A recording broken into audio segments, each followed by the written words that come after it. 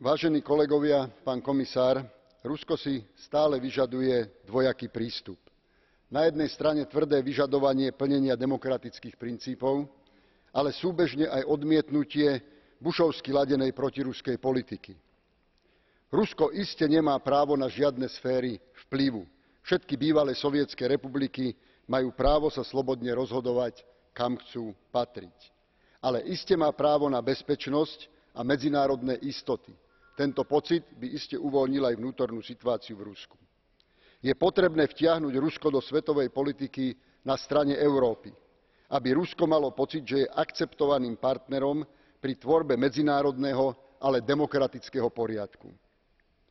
Partnerstvo pre modernizáciu nesmie spĺňať iba štátno-monopolistické predstavy ruskej vlády, ale otvoriť priestor slobodným priemyselno-vedeckých aktivít, ako to spomenul a rozobral tu môj kolega Fleckenstein.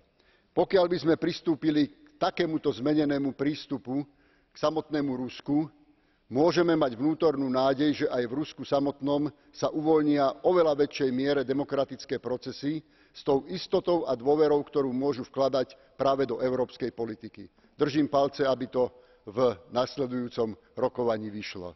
Ďakujem.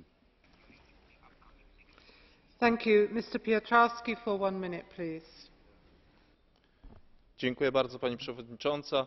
W przededniu szczytu Unii Europejskiej i Rosji oraz w kontekście negocjacji nowego porozumienia o partnerstwie i współpracy ważne jest, aby Unia nie tylko mówiła jednym głosem,